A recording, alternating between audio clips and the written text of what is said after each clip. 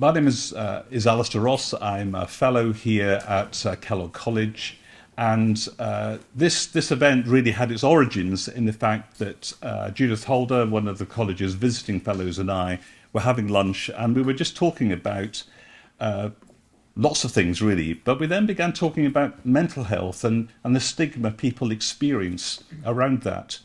And one of the values that we really want to develop here, or have developed, but want to continue to develop here in Kellogg College, is being both diverse and inclusive. And so we actually thought it would be a really good idea to put on an event on World Mental Health Day today to look at some of the really complex issues around stigma and what it is in terms of mental health, but not just specifically mental health, what it is also to have neurodiversity and the impact that is as that's experienced in, and sadly often the stigma associated with that in the workplace context. So my job is to chair the meeting, and we've got a number of people who are going to draw on their personal experience and their expertise about the developments they have done, the changes that they've made, the things that they've seen, and in order to contribute to this really quite complex debate. So we're very thankful that Mark Alexander, Alex Batten, Lucy Turner, and Ellen Parker will share with us something of their expertise. Sadly, Richard Harmer, who was due to be here with us today, has decided to keep himself healthy and us healthy because he's gone down with COVID. So we're sorry Richard's not able to be here with us. And we'd also like to thank the fact both the staff here in the college making the event happen, but also the support and encouragement of Oxfordshire Mind. So they've been doing a huge amount of publicity, much appreciated. But it's just really important that we begin to talk about who we are, how do we work, how do we get the best out of being human, and that's such an important thing for us to think about and talk about. So good evening, everyone. Thank you very much for inviting us. It's a privilege to be here this evening at Kellogg College for this important conversation on World Mental Health Day. And thank you for inviting Alex and I to join. I was asked to join the session this evening to share the importance of mental health from a CEO's perspective, and also what it means to me personally. I'm not going to be able to follow that level of story. But I'd like to begin just by saying this. As a highly regulated industry working in the defence sector, supporting mental health isn't just a responsibility, it's a moral imperative for people in our company. At AirTanker, we operate in a high-pressure, mission-critical environment. Our teams include civilians, veterans, sponsored reservists, and RAF regulars, all working shoulder to shoulder to deliver a mission, sometimes a very difficult mission. It's a very unique culture, but it also means that we carry a very diverse set of experiences, traumas, and challenges. And we've seen the consequences. We've experienced suicide.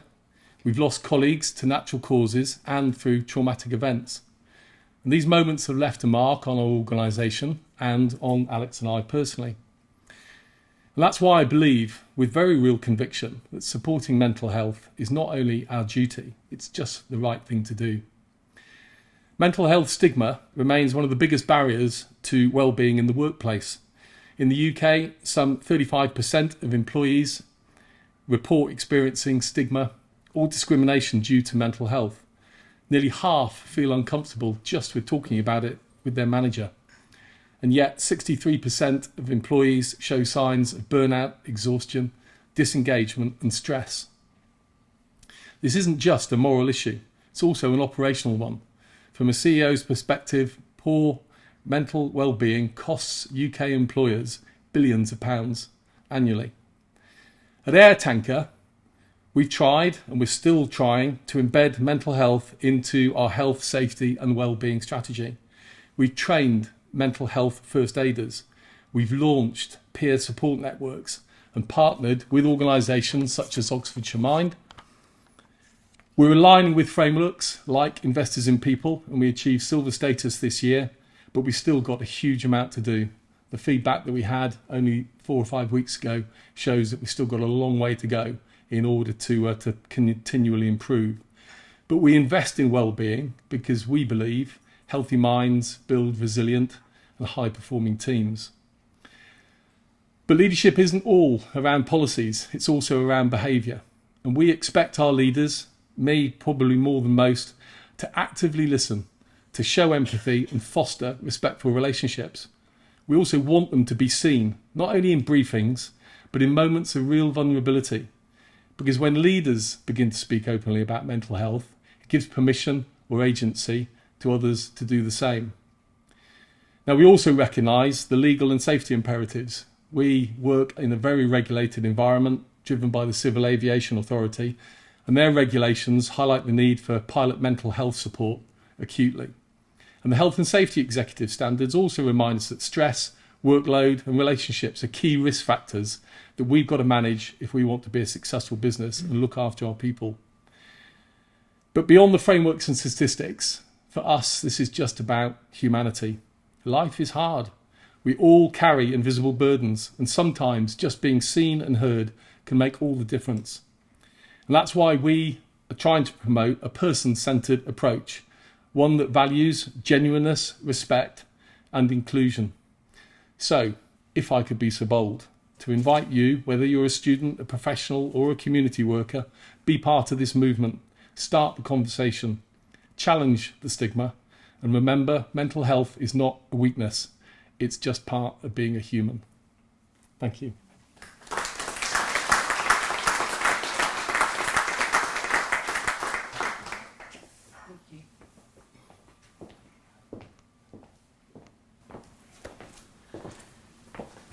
Good evening, everybody. Thank you very much for inviting us along here tonight. So thank you so much, Mark, for giving the CEO's perspective. And I certainly wouldn't be here today if I didn't have the support and the genuine belief that Mark supports the work that I do as Wellbeing and Inclusion Lead at AirTanker. So we are a very, very busy organisation. We're quite a small organisation, but we have a massive footprint and a massive commitment to defence.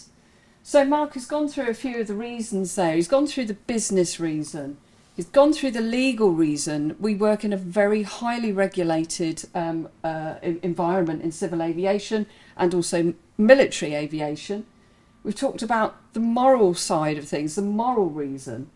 And certainly from my perspective, there is a very personal reason for the work that I do. So this photograph of me here was me in the Royal Air Force in 1996. I was on exercise rodeo in Seattle at McCord Air Force Base. And I entered into a relationship that, unbeknown to me, was abusive emotionally and also physically. About 12 months later, after this photograph, I entered into a significant period of poor mental health. That lasted, I would say, for around about 20 years. It got to the extent where I just didn't know what to do with myself. I had reached out to support from the RAF at the time, and they weren't in a readiness sort of like stage to be able to support me. So I made a very emotional decision to leave the RAF in 2007. From there, I entered into civvy life, as you call it, and like I said, I got to the stage where I couldn't really cope with my mental health. So I was up at Whitby at the time, and I popped into a Mind drop-in centre. And I think I would personally say that that was probably the catalyst of me sort of like saying to myself, come on, Alex, you've got to do something. So fast forward to 2012, I decided to really chuck myself into things, as I usually do. And in 2017, I graduated at Staffordshire University as a psychotherapist. I entered into a humanistic and integrative degree. I needed to find out what was making me tick, you know, the reasons for my poor mental health. So the domestic abuse that I experienced was compounded by the fact that I'd also had adverse childhood experiences. So with that sort of like maelstrom of mental health at the time, I decided to sort myself out basically and enter into a degree. In 2013, I joined AirTanker, And it was a really unusual sort of like transition into the work that I do now, because my background in the Air Force is logistics.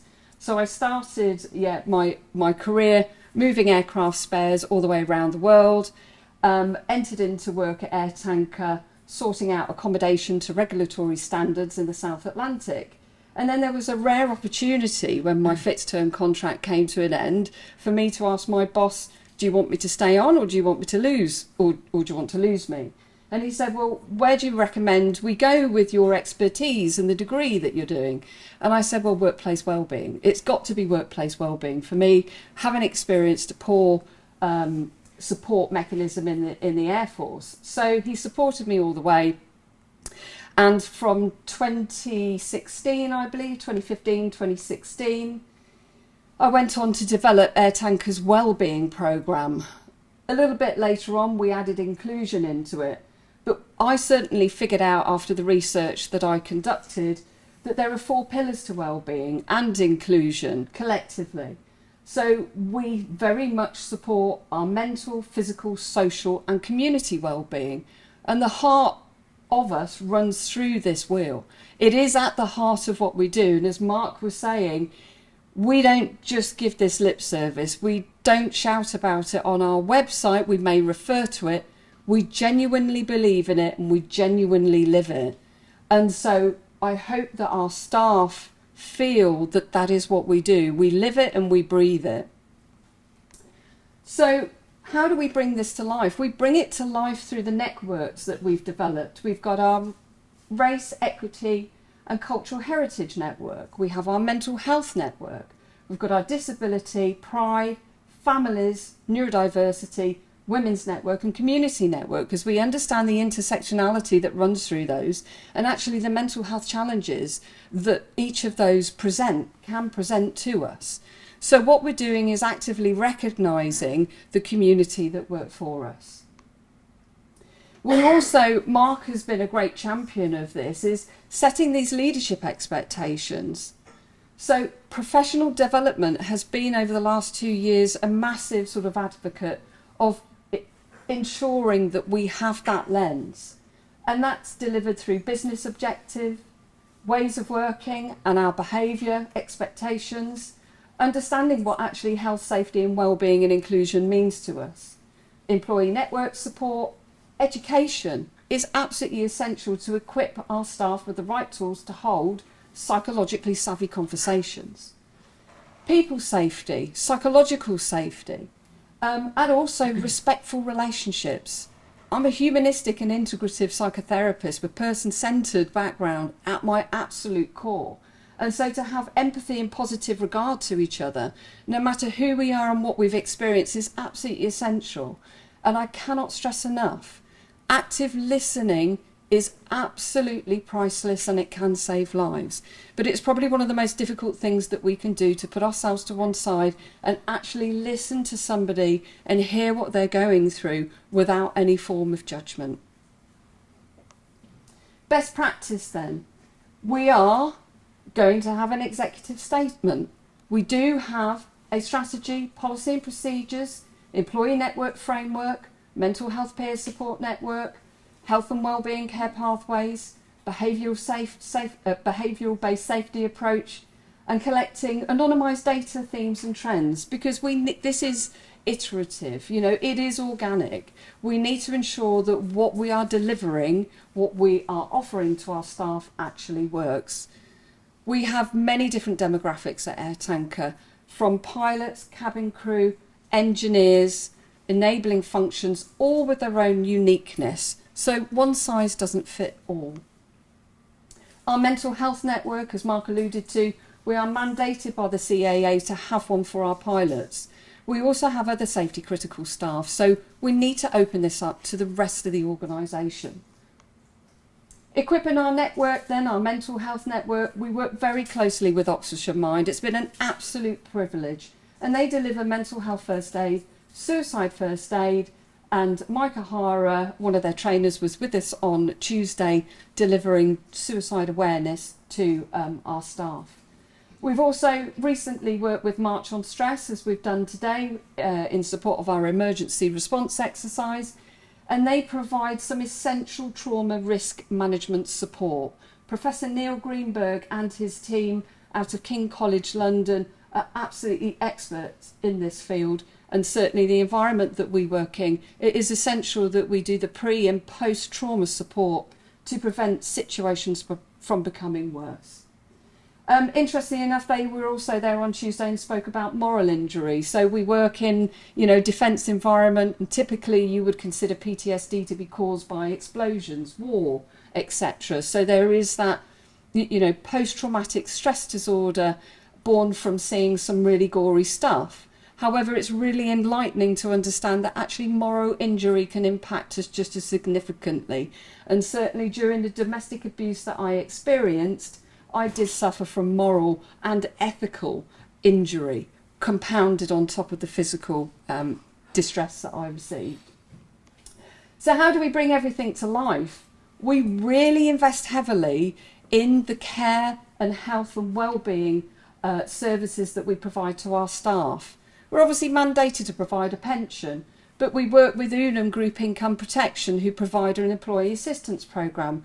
We offer private medical insurance. We offer a credit union savings and loan opportunity. We have occupational health. We have a healthcare cash plan. We offer headspace, free headspace. All of these services are offered free to our staff. We partner with Aviation Pride UK. We are Disability Confident Committed. We are Armed Forces Covenant Silver badged. And as Mark said, we gained silver accreditation, and we invest in wellbeing. We hold ourselves to account in the practices that we do. We work with March on Stress and Oxfordshire Mind.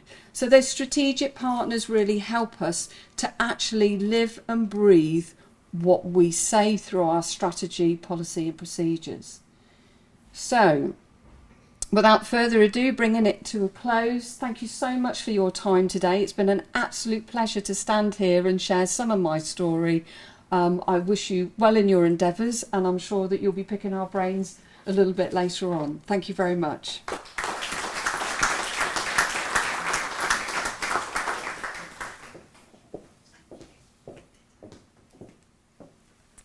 Absolutely loving the variety that we're having today. Great panel, well done, well done. So hopefully I can add a little bit of different spice to the occasion. So my name's Lucy Turner. My colleagues, I guess, call me two things. Number one, a serial entrepreneur, and number two, an inclusion hooligan. I particularly love the latter. Relevant to me is I've just turned 50. Anyone else upside of 50 in the room? Oh, yeah. Yes, good. It's good, isn't it? I'm enjoying it. Yeah. Older and wiser, Judith, right? Older and wiser. Which means about 60% of my life has now been my working life, which is quite amazing. But during those 30 years, after a very short, sweet 5 years with Procter & Gamble, realising that corporate wasn't for me, thank you for all the training, but let's move on and set up our own businesses and have the freedom to be crazy and outside of the corporate world. I've set up 5 businesses. The first in recruitment, the second in outsourcing, the third in digital health in the mental health awareness space, the fourth in leadership development, and more latterly in the female leadership reimagined space. So I have all sorts of different, I guess, variations that I could talk to today. But the other thing I want to talk about is the fact that I also bring some neurospice. I bring some autism. I bring some ADHD. I bring some OCD. I definitely bring some dyspraxia. It's a wonder I've not tripped up and bumped my head on the podium. But what I also bring is something called PMDD. I don't know whether many of you are familiar with that, but that means probably once a month I have suicidal ideation. The good news now is I know it comes and I know it goes. But today has probably been one of the best days for my mental health. And that's because at the back, my dad's there. Hello, Dad. My dad was a graduate of Wadham. I think you graduated in 1970 something? 72. 72, brilliant. So we've spent the most glorious day together wandering around, mainly the Oxford pubs is what I can gather. And I think I've definitely seen the highlights. But last night before we came and enjoyed the turf and the other pubs, we were chatting about Kellogg, because this is obviously, it certainly wasn't here in 1972, so we were talking about Kellogg. And I decided to introduce my dad to what I affectionately call Chatty G. Chat GPT. So this was his first foray. So I popped into Chatty G about Kellogg College, and it really got us thinking. No, it did the work for us to show that Kellogg College and how perfectly it connects to what we're talking about today. As you lot all know, Kellogg was founded with the support from the W.K. Kellogg Foundation, set up by the same man who created cornflakes, right? But his real legacy wasn't the breakfast cereal. It was his belief in nourishing people, body, mind and spirit. This college was built to open Oxford doors wider for people who learn differently, live differently, or return to education later in life. It's a place rooted in lifelong learning, inclusion and renewal. And to me, that's exactly what mental health is about too. It's the courage to keep learning about ourselves. It's the understanding that growth and healing are not linear, they're lifelong. And it's the reminder that we all need nourishment, not just food, but belonging, compassion and space to be human. Just as Kellogg reimagined what education could be, we're reimagining what it means to be well, to honour the whole person in all their stages and all their seasons. And that's what we, in our leadership consultancy, observe the pioneering workplaces to be doing today. Because the future of work isn't about coping better, it's about designing better. We talk about resilience, don't we, like it's a badge of honour, overwhelm, burnout. But what if the bravest thing isn't coping? What about its redesigning?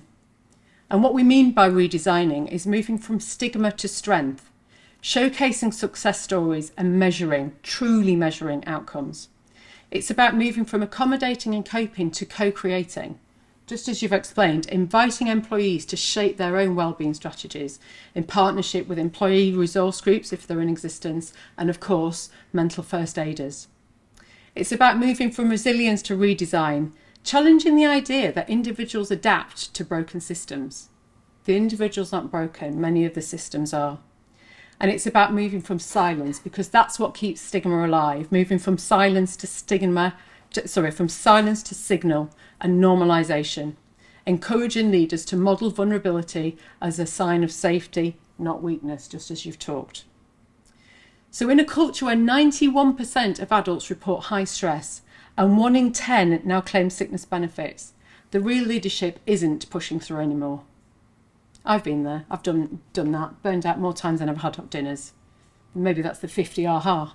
It's the pausing, it's the rethinking and making space for humanity. Mental health isn't a side issue in the workplace, it's the operating system of performance, belonging and innovation.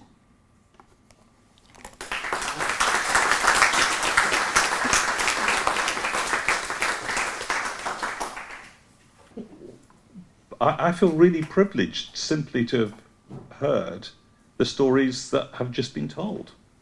And it's something about the sheer breadth and depth of how do we really be human? And that's come out, I think, across each of the contributions we've had. So we've got a number of questions. We might have a discussion amongst ourselves. Obviously, you're invited to listen in, and then we will have the opportunity, if you have very particular questions, please feel free to ask them. However, first of all, we may not be able to answer the question.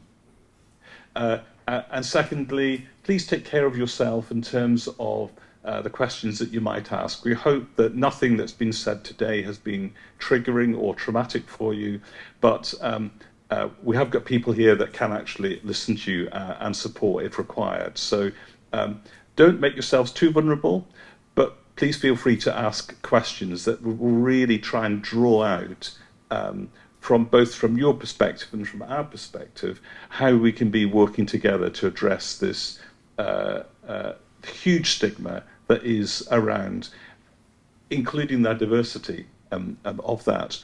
But first of all, I just wanted to give each person who has spoken first the opportunity, if there's anything else that you wanted to add or anything else you wanted to contribute before we move into some questions. I'm looking at you.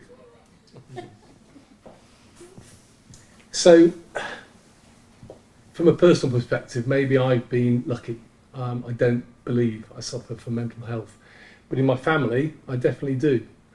My brother has had at least 2 breakdowns, to the best of my knowledge, and my daughter still has regular panic attacks from just undertaking things which to me seem straightforward and to her are certainly not. So I've had experience of dealing with it from a family point of view. I do thank my lucky stars that it hasn't got to me yet, but there's still time, I guess. That's all I want to add. So again, what's fascinating is there's a personal connection. So often when mental health or neurodiversity is out there, it's the other. It's what happens to other people, not us. I think what's really interesting is that when it becomes personal to us, something changes. It makes a connection. It informs a passion of wanting to be able to see people differently, to see beyond the stereotypes, but also to see the person as the person. And so I really liked what you were saying, Alex, about active listening. How hard is it to do active listening, particularly in a workplace when you've got a chief executive that's saying, come on, you're in a very high-pressured context. So can I tease out from you a little more about how that actually works in your particular workplace context? I think AirTanker is very fortunate, or I'm very fortunate to work for AirTanker, who have a position like mine, because I'm called upon, without maybe any ELT knowing, to go and speak to employees who are experiencing difficulties, whether or not that's a line manager who has to support a member of staff whose child is undergoing some, severe treatment for an illness, or whether or not it's speaking to an engineering shift who's just experienced the bereavement of one of their loved ones because of suicide. And active listening, I can do that. I can step outside of my strategy and policies. I really don't like doing strategy and policies. I am that people person. I am that relational person, and I am absolutely okay to go and meet whoever it is to have whatever kind of conversation. And I was having that kind of conversation today with somebody, in support of a member of staff. So I think we're very blessed at AirTanker to be able to have a role like mine. But, I would say learning how to actively listen is an essential skill for anybody, I would say. It does take practice, and the outcome of doing so can save lives. Active listening for me saved my life. I do have to honestly say. And it was in the most really odd way. I went for acupuncture, and it was the first time that I felt as if I'd ever been actively listened to in my life, and it really was life-changing. And then obviously I went on to do my degree, and all of that together pretty much saved my life. So active listening is really key. If you don't know how to do it, find out how to do it. So there's something there about the real value, the uniqueness of an organisation that embeds it very much in the core of its culture, and it's seen as central as opposed to an add-on. And I think that's come across very powerfully here. Because a colleague of mine is Dr. Ruth Collins. She's the staff mental health training service lead here at the university. So I'm just going to say just a little bit about what the university does, because again, we're in this university context, and Oxford is an unusual place because it has its very individual college identity, and yet it's a huge organisation, and sometimes it's very difficult to span both together. But one of the things that the university would wide across the university, across colleges, has been doing is to deliver training, to deliver mental health awareness training, and also some work through Thriving at Oxford. So basically, since 2002, Ruth personally has delivered to over 2,500 staff across all levels of the university, with the aim of encouraging more conversation and actions around mental health in the workplace. So, for instance, in an undergraduate college, when you have the person on reception, they get called funny names in different other colleges, but they're very often, they're sometimes called porters, they have other names as well, but very often that might be the person that a student talks to when they're upset. So what's been really good is that it has gone across all hierarchies. It's not as if you start at the top and you work down. In reality, every level has been engaged in doing this. So that's something I think that's been really good. And Thriving at Oxford also runs programs on mental health and encourages all departments in the university to have wellbeing champions. Wellbeing champions receive training to support colleagues in distress, as well as signposting staff to the university wellbeing resources and services, sometimes to the National Health and Wellbeing Days, and to university wellbeing events. So whether you're a student here, there's the possibility of becoming a peer supporter, and training is given. There's a mental health awareness training across all levels of both students, academics, and staff. So this is something that we're trying to push out across. I mean, it does take a bit of time. If you do anything in under a decade in Oxford, it's regarded as quite quick. But we are aware that we're taking a long-term view that we need to do this. This is an optional extra. We actually really need to do this. So it's really encouraging to hear how you can build it into the culture of a high-pressured, high-stress organisation. But we've had a couple of questions that have come into us, and before Lucy tries to answer one of them, you were just going to say a few other things, Lucy. I guess one of the things I'd like to share as a reflection over the last, say, 5 years is the big part of work that we do is supporting organisations along their neurodivergence journey. Okay, so when we think about the last 3 to 4 years, it's been in the spotlight, hasn't it? And organisations have kind of not had to, but have moved into that space of supporting their neurodivergent colleagues, which is great. What I think is important now is how we span that out to the rest of mental health, so that we learn from that Trojan horse of neurodivergence and neurodiversity as to what went well. Everybody suddenly ran out and got trained on this, that and the other. What went not so well, that was it. So how we turn this from tick box exercises into reality. So I think we look at how's that work with neurodivergence and how do we make it broader. The next thing for me is all about leadership in its truest sense. This is being the change you want to be in the world. This is how leaders are vulnerable without being triggering, how they open up to where their own mental health is, how they share boundaries, how they share permission, how they lead by example, how they take that break, how they take that walk, how they genuinely ask a colleague, how are they, and then wait for the pause, how they jump on their next Teams meeting, but let's start by actually having a how are you as opposed to straight into the business. All simple little things, but simple little things that make a really, really big difference. So thanks for setting that wider context, because again, that's so important in how we can learn from one another and we can enhance one another rather than it just being a tick box exercise, and the importance of doing that.